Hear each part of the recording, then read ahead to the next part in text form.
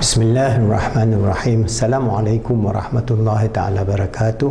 Alhamdulillah Rabbil Alamin. Wassalatu wassalamu ala syarafil anbiya wal mursalin wa ala alihi wa sahbihi ajma'in. Alhamdulillah, with the grace, the help of Allah subhanahu wa ta'ala, we continue our journey to do da'wah through Khalifah Education Foundation and Positive Islamic Psychology, and we are talking about the idea of training Muslim young people who are going to take this journey of doing da'wah. We have many YouTube channel, alright, more than 600 plus video. Every day we try to do 1 or 2 videos and so on, inshallah, to leave a legacy so that you can then refer, so that you can be a certified life coach with us. You can get certified and then you can do your da'wah in your NGO or in your mosque, or to enhance yourself to become a Islamic motivator or Islamic coach or Islamic mentor or Islamic counselor. And then you have this whole idea of Islam Heart of Love, this 5 module that we are doing. Alright, so what is important is that we have, as we face the challenges of the 21st century and beyond, we transform ourselves, family and ummah, and bring Islam to be the best of ummah, Muslims as the best of people in this world now. So that is a journey that we are aspiring. So to do that, we have to develop our understanding of the fullness of Iman in Islam, and that is where we bring this idea of within the Ahlul Sunnah wal Jama'ah, the understanding of Ilmu Tawheed. We talk about the basis of belief, the attributes of Allah, the religious principles, and the 20 sifah nafsiyah of wujud of Allah, and then the other sifah salbiyah of al-qidam, eternity, al-baqa, everlastingness, mukhalaftuhu lil hawadith, dissimilarity to all his creatures, kamnu ta'ala bi nafsih, self-dependence, alright, al-wahdaniyah, unity.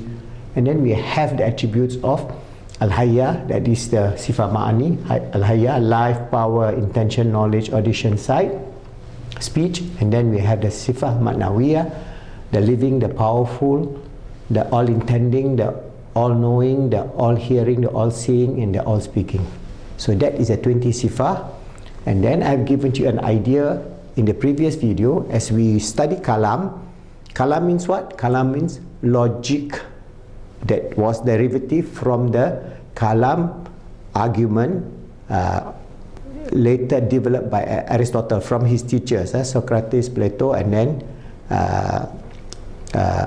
Aristotle. And then from Aristotelian idea of this discussion about premises, you have a categorical syllogism, and you give your proof, and then you prove your major premise, your minor premise, and your conclusion. So all of them will then be backed up by rational, logical proof. So kalam is, the science of kalam is logical, rational proof. So in the previous video, I have explained to you the claim, this is from my teacher's book, No Islam, of the wujud of Allah.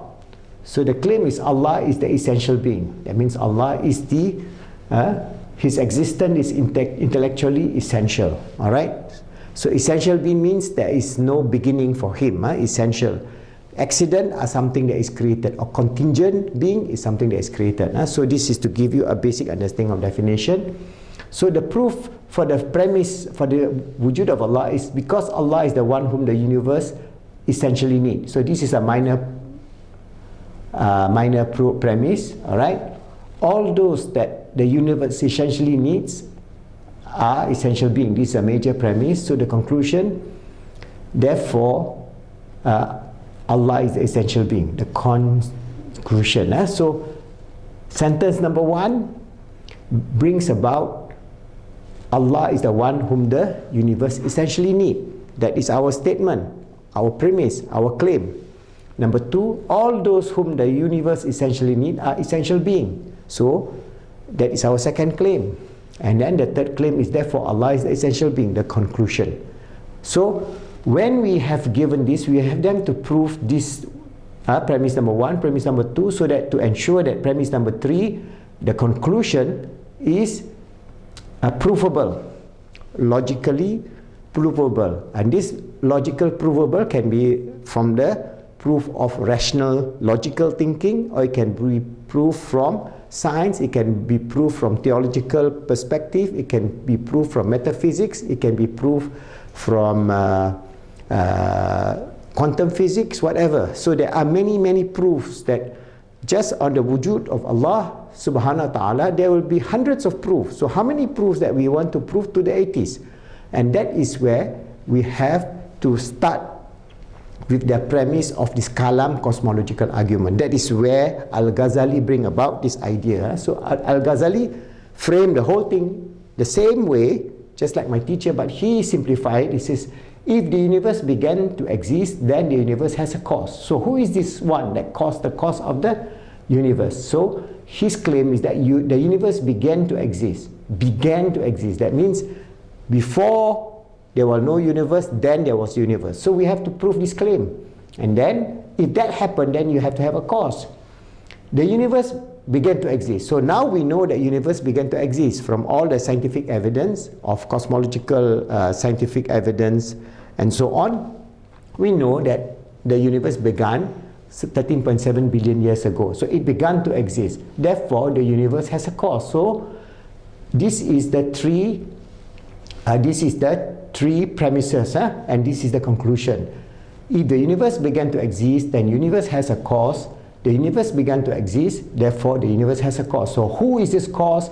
Whether he is an accident, or whether he is an essential being, whether he is God, or whether he is a quantum field, whatever that is another issue. That is where we have to then develop a solid proof to prove our position as people who believe in God. We are theists, we are not atheists. So atheists don't believe in God. So they may have different proof. They may say, okay, the universe began to exist, it has a cause. Oh, the cause is nothingness. Is nothing. So their proof could be nothing creates something. Is it rational? So the whole rationality can be seen by ordinary human beings who studies the basis of the science of Kalam argument. So the argument must be rational. So if they say, okay, we accept that the universe began to exist and the universe has a cause, but the atheists say, okay, we know that the universe began to exist, but then the cause is nothingness.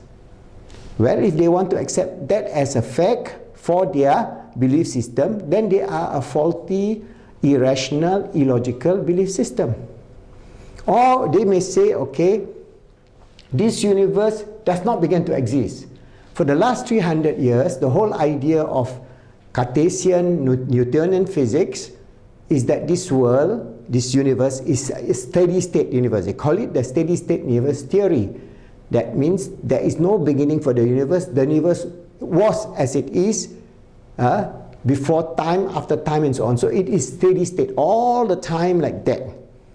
But when the Big Bang evidence came about, all right, how the universe began from a singularity to what we have today, they have no answer. But then you will say, okay, we accept now the universe began, because now after the debunking of the Cartesian, Newtonian understanding of the nature of the steady-state universe, this universe has a beginning. All right, so when it has a beginning, you have either the choice of bringing about to accept, okay, it has a beginning, all right, then you must have a cause. And they can say the cause is quantum vacuum. They say, okay, a lot of these so-called physicists, because they want to avoid the term God, Allah, or God in whatever language it is, okay, it is a quantum vacuum. The quantum vacuum is always there. So now they go one level below the universe. They say the universe are not existent as the universe, but in quantum particles, quantum vacuum, and then it pop into becoming a universe. That is another issue that we can tackle, and why this is a fallacy. So why we have to be able to defend this position is logically a theist. Believing in God is much more rational than being an atheist. That is the whole idea of Kalam cosmological argument. So if we want to prove the minor premise, all right, we want to prove the minor premise. The universe is an accident. So if we go back to Allah is the one whom the universe essentially needs. This is minor premise. So if we go back to our minor premise is here, the universe is an accident. Alright, so this is the minor premise, okay, of a new logical argument. So we accept that the universe is an accident. It is a created thing. All accidents essentially need an initiator. So all that is created needs an initiator. Therefore, the universe essentially needs a creator. That is a conclusion. So from here, from the science of logic, we can rationally deduct that our first proof that Allah is the one whom the universe essentially needs is proven. Alright? So when we can prove this, then we can prove the second one, then this conclusion become conclusive. So when you understand that, then you'll understand that basically this major premise and the minor premise, now we are talking about the proof for the minor premise. The universe is an accident, that means it's a created thing. All accidents, created things essentially need an initiator. Alright, this is a major. So this is major and minor for the proof of the premise, the first premise. Therefore, the universe essentially needs an initiator. So when we understand that, that means we can prove, alright, that Allah is the one whom the universe essentially needs. This is the first premise that we have to understand. And when we understand that, inshallah, we'll be able to give a good grounding to the rational, logical conclusion of this Kalam cosmological argument on proving the minor premise. And inshallah, we'll then explain the major premise and the conclusion, and then we'll bring in the evidence. Evidence, as I say, there are many evidence. Then you can then discuss with your atheist friend. Okay, this is our approach, this is our answer. What is your answer? And we have a friendly discussion. We don't no shouting, no need. At the end, they say, oh, we believe that the universe is created, yes, 13.7 billion years ago, but nothing created it. It is a quantum vacuum that created it. Well, the quantum vacuum has the attributes of knowledge, power. That's the 20 attributes. Wujud, Qidam, Baqa, Mukhalafatuhu, Hawadith, Qiyamuhu Ta'ala bin Nafsi, and so on. Do they have that? They have Qudrat, Iradat, intention, power. Does that quantum particles or quantum vacuum, quantum energy, has that attribute? If they say it has that attribute, then it is God. If they say, oh, it's just something like nothing, that is their worldview, which is illogical, irrational, and which then gives them a very low perspective of holding on to the atheism.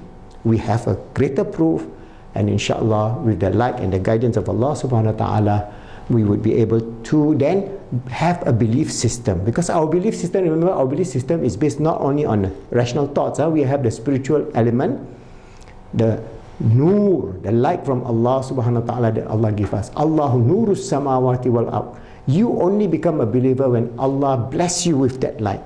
So we can go until the cow go home discussing with your atheist friend. Maybe they will never believe.